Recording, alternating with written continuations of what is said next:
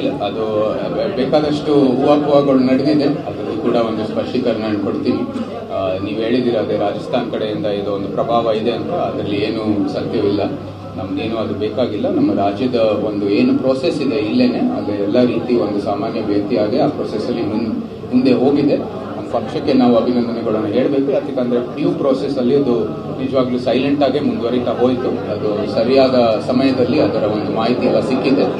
ಅದರ ಜೊತೆಗೆ ನಿಮಗೆ ಬಿಜೆಪಿ ಅಂತ ಪಕ್ಷದಲ್ಲಿ ನೀವು ನೋಡಿದಿರ, ಸೆಂಟ್ರಲ್ ಲೀಡರ್ಶಿಪ್ ಇಂದ ಹಿಡಿದು ಪ್ರಧಾನಮಂತ್ರಿ ಅವರಿಂದ ಹಿಡಿದು ಇಲ್ಲಿ ಕಾರ್ಯಕರ್ತರವರೆಗೆ ಒಂದು ಕನ್ಸಿಸ್ಟೆಂಟ್ ಆದ ಸಿದ್ಧಾಂತ ಇದೆ, ನಂಬಿಕೆಗಳಿದೆ ಮತ್ತು ಅಭಿವೃದ್ಧಿಯ ಮಾರ್ಗ ಎಲ್ಲ ಕಡೆ ಒಂದು ಸ್ಥಿರತೆ ಇದೆ.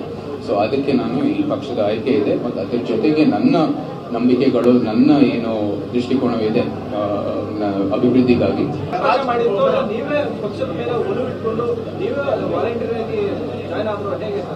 ಇಲ್ಲ, ಅದು ಬೇಕಾದಷ್ಟು ಊಹಾಪೋಹಗಳು ನಡೆದಿದೆ. ಅದರಲ್ಲಿ ಕೂಡ ಒಂದು ಸ್ಪಷ್ಟೀಕರಣ ಕೊಡ್ತೀನಿ. ನೀವು ಹೇಳಿದಿರ ಅದೇ ರಾಜಸ್ಥಾನ್ ಕಡೆಯಿಂದ ಇದು ಒಂದು ಪ್ರಭಾವ ಇದೆ ಅಂತ, ಅದರಲ್ಲಿ ಏನು ಸತ್ಯವಿಲ್ಲ. ನಮ್ದೇನು ಅದು ಬೇಕಾಗಿಲ್ಲ. ನಮ್ಮ ರಾಜ್ಯದ ಒಂದು ಏನು ಪ್ರೋಸೆಸ್ ಇದೆ ಇಲ್ಲೇನೆ, ಅದು ಎಲ್ಲ ರೀತಿ ಒಂದು ಸಾಮಾನ್ಯ ವ್ಯಕ್ತಿಯಾಗಿ ಆ ಪ್ರೋಸೆಸ್ ಅಲ್ಲಿ ಮುಂದೆ ಹೋಗಿದೆ. ನಮ್ಮ ಪಕ್ಷಕ್ಕೆ ನಾವು ಅಭಿನಂದನೆಗಳನ್ನು ಹೇಳಬೇಕು. ಯಾಕಂದ್ರೆ ಡ್ಯೂ ಪ್ರೋಸೆಸ್ ಅಲ್ಲಿ ಅದು ನಿಜವಾಗ್ಲೂ ಸೈಲೆಂಟ್ ಆಗಿ ಮುಂದುವರಿತಾ ಹೋಯಿತು. ಅದು ಸರಿಯಾದ ಸಮಯದಲ್ಲಿ ಅದರ ಒಂದು ಮಾಹಿತಿ ಎಲ್ಲ ಸಿಕ್ಕಿದೆ. ಅದರ ಜೊತೆಗೆ ನಿಮಗೆ ಬಿಜೆಪಿ ಅಂತ ಪಕ್ಷದಲ್ಲಿ ನೀವು ನೋಡಿದಿರ, ಸೆಂಟ್ರಲ್ ಲೀಡರ್ಶಿಪ್ ಇಂದ ಹಿಡಿದು ಪ್ರಧಾನಮಂತ್ರಿ ಅವರಿಂದ ಹಿಡಿದು ಇಲ್ಲಿ ಕಾರ್ಯಕರ್ತರವರೆಗೆ ಒಂದು ಕನ್ಸಿಸ್ಟೆಂಟ್ ಆದ ಸಿದ್ಧಾಂತ ಇದೆ, ನಂಬಿಕೆಗಳಿದೆ ಮತ್ತು ಅಭಿವೃದ್ಧಿಯ ಮಾರ್ಗ ಎಲ್ಲ ಕಡೆ ಒಂದು ಸ್ಥಿರತೆ ಇದೆ.